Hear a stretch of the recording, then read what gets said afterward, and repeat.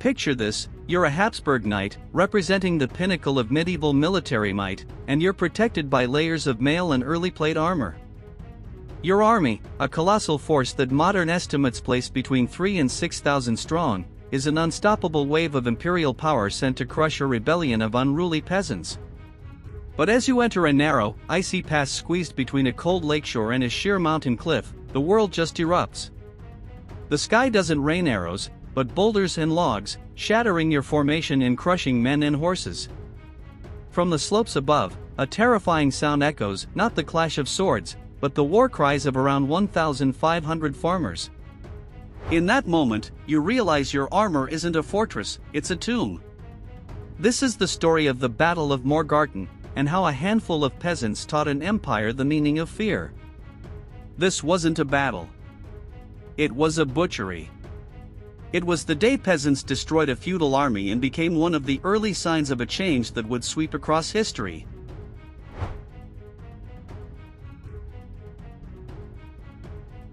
So, how did a duke's glorious army end up broken and bleeding in an alpine pass? Well, this story doesn't begin with a declaration of war, but with the slow, simmering fire of resentment. In the early 14th century, the House of Habsburg was one of the most powerful dynasties in Europe. Their ambition was huge, and a key piece of their grand design was controlling the St. Gotthard Pass, the shortest, most valuable route through the Alps to Italy. If you control the pass, you control the flow of trade, armies, and wealth. There was just one problem. Nestled in the valleys around this critical artery were three small, stubborn communities, the Cantons of Uri, Schwyz, and Unterwalden. These weren't your typical feudal subjects. They were fiercely independent forest communities who had a unique and precious status known as Reichsfreiheit, or imperial freedom. Granted by previous Holy Roman emperors, this essentially gave them a high degree of self-rule within the empire, answering only to the emperor himself, not some local duke or king. They had their own councils, their own laws, and a deep-seated belief that they should be ruled by no one but their own people. In August of 1291, sensing the growing threat from the ambitious Habsburgs, these three cantons made a defensive pact official. Known as the Bundesbrief, it was a promise of mutual defense and a declaration of their shared identity. It was a pretty radical document for its time, stating they would only accept judges and officials from their own valleys and would not bow to foreign lords. It was a clear line drawn in the sand. The simmering tension finally boiled over because of a dispute over land and lumber. Settlers from Schwyz started clearing forests on lands claimed by the Einsiedeln Abbey, a wealthy monastery under Habsburg protection. The abbot complained, the Bishop of Constance excommunicated the entire canton of Schwyz, and the proud farmers responded not with apologies, but with defiance. In a daring raid, men from Schwyz stormed the abbey. Some accounts claim they even took the monks hostage to force a resolution. For Duke Leopold I of Austria, this was the final straw. He was young, ambitious, and he saw this not as a local squabble, but as an open rebellion. These peasants hadn't just defied the church, they had attacked a site under his direct protection. Their insolence had to be punished. He began to gather his army, a force so overwhelming that no one, least of all Leopold himself, could imagine anything other than a swift and decisive victory to crush their resistance.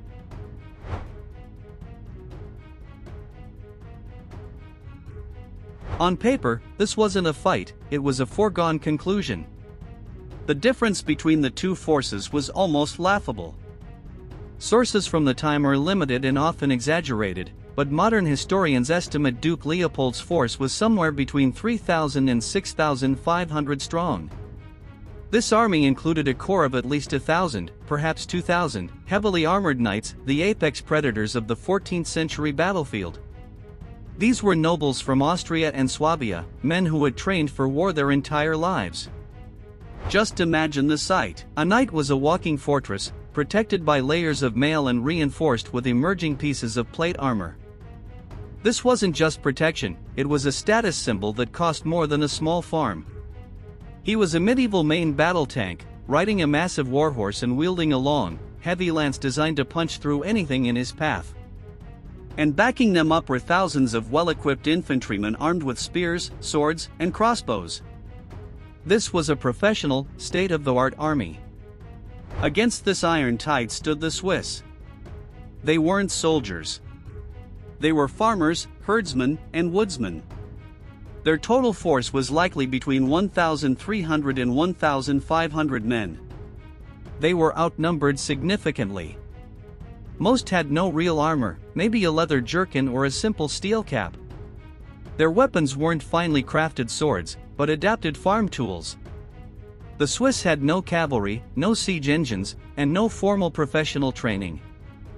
But among these crude weapons were early forms of polearms, like the halberd, which chroniclers of the time called most terrible murder weapons. Standing about 7 feet tall, it was a brutal combination of an axe blade to chop, a spike to thrust, and a hook on the back to pull a knight right off his horse.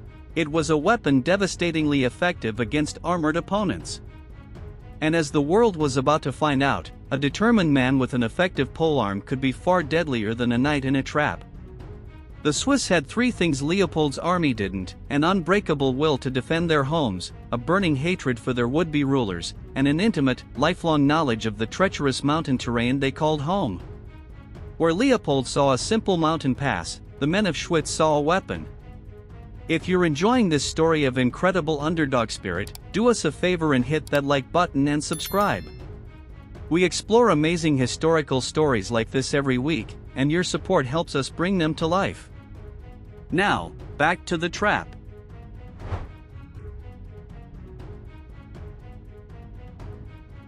Duke Leopold was confident, but he wasn't a total fool. He planned a multi-pronged invasion to divide and conquer the rebels. But the main thrust, the decisive blow, he would lead himself. His scouts reported that the direct routes into Schwyz were fortified. So, Leopold chose what he thought was a clever backdoor, a march south from the city of Zug, along the shore of Lake Aegeri, and through the Morgarten Pass. The pass was undefended, a clear shot to his objective. What Leopold didn't know was that his plan wasn't a secret. Legend says a warning arrow was shot into the Swiss camp with a message tied to it: "Beware near Morgarten." Whether it was a friendly tip-off or just good scouting, the Swiss knew exactly where Leopold was going. Their leader, a man named Werner Stauffacher, knew this wasn't a problem, it was an opportunity. He understood that facing thousands of knights on an open field was suicide. But in a narrow pass, well, there, the knights' greatest strengths would become their fatal weaknesses. The spot they chose was a masterpiece of tactical geography. The path ran between the deep, cold Lake Aegeri and the steep, forested slopes of the Morgarten mountain. For about 2 kilometers, the path was barely wide enough for a few horsemen to ride side by side. It was a natural bottleneck. It was here, between the slope and the swampy lakeside, that the Swiss laid their ambush. Under the cover of darkness on November 14th, the roughly 1,500 Confederates crept up the wooded slopes. They didn't need to build walls, their fortress was the mountain itself. They gathered piles of rocks and massive logs, creating makeshift avalanches, and possibly reinforced their trap with a roadblock at the far end of the pass to halt the enemy's advance. As the sun rose on the freezing morning of November 15, 1315, the Swiss were in position, hidden among the trees. They watched as the river of steel flowed into the pass. The column was long and thin, stretching for more than a mile. The knights, packed tightly together, grew impatient. They were an army marching in parade formation, completely oblivious to the doom waiting just a few hundred feet above. The Swiss waited, holding their breath until the column was so deep in the pass that turning back would be impossible. Leopold had walked his entire army into a cage with no exit.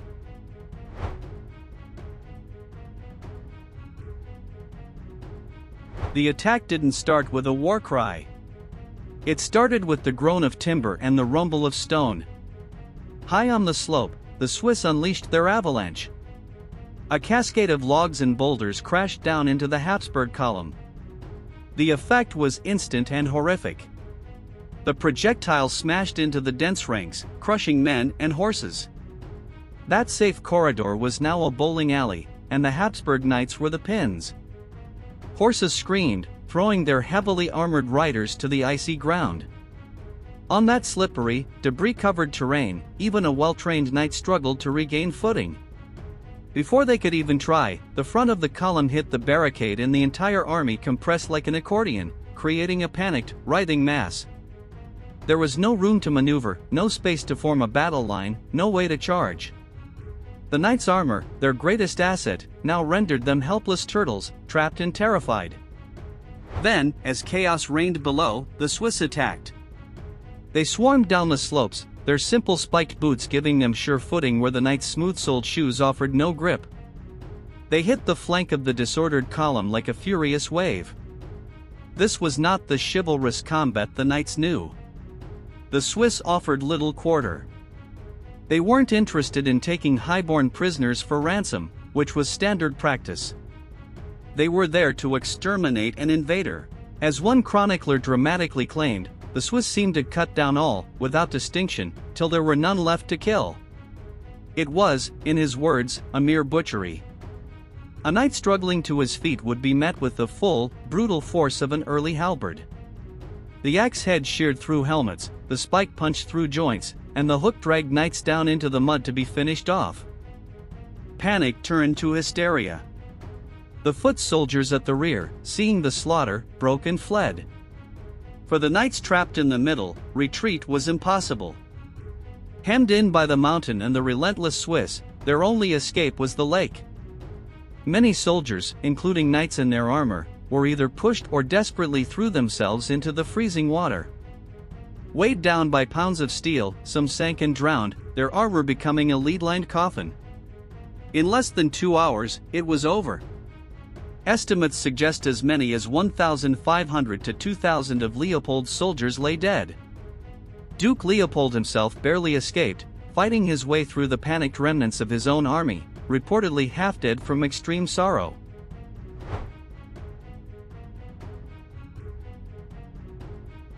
The Battle of Morgarten wasn't just a victory, it was a political earthquake. News of the humiliating defeat spread like wildfire. A tiny force of peasants hadn't just defeated, but decisively routed one of the most powerful armies in Europe. The very foundation of medieval warfare, the supremacy of the armored knight, had suffered a stunning blow.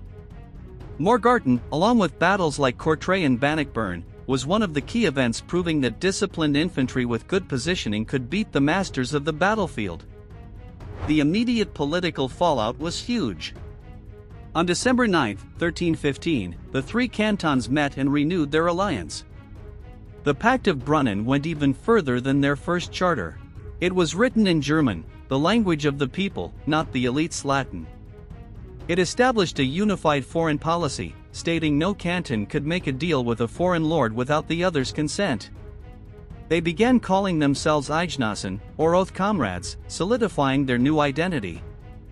Hearing of the victory, the Holy Roman Emperor Louis IV, a rival of the Habsburgs, quickly reconfirmed the cantons' imperial freedom, granting them de facto independence. Morgarten sent a message across the region: the Habsburgs were not invincible. The Confederacy's success inspired others, and over the next few decades, the cities of Lucerne, Zurich, Glarus, Zug, and Bern all joined the alliance. This transformed the small, rural Pact into the formidable eight-canton federation, the core of what would become modern Switzerland.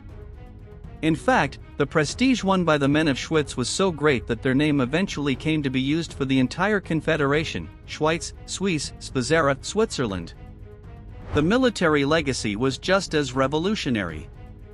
The Swiss had found a new formula for war: disciplined infantry, terrifying polearms, and smart use of terrain. They would perfect these methods, developing the pike square formation that would dominate European battlefields for 200 years. The brutal effectiveness born at Morgarten made Swiss mercenaries the most sought-after and feared soldiers in Europe. The battle was a powerful sign that the age of the knight was changing, and the era of the common foot soldier was dawning.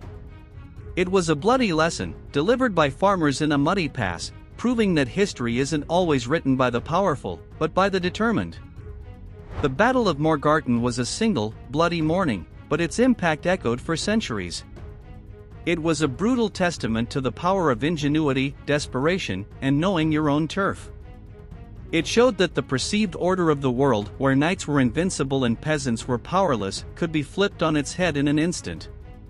The victory not only secured the existence of the young Swiss Confederacy but also planted the seeds of a military revolution that would reshape Europe. From the blood and chaos in that narrow pass, a new nation and a new way of fighting were born, proving that sometimes, the most formidable weapon isn't steel, but the unshakable will of a people fighting for their freedom. Thank you for watching. If you want to see more stories of legendary battles and pivotal moments, make sure you're subscribed and have notifications turned on. Until next time.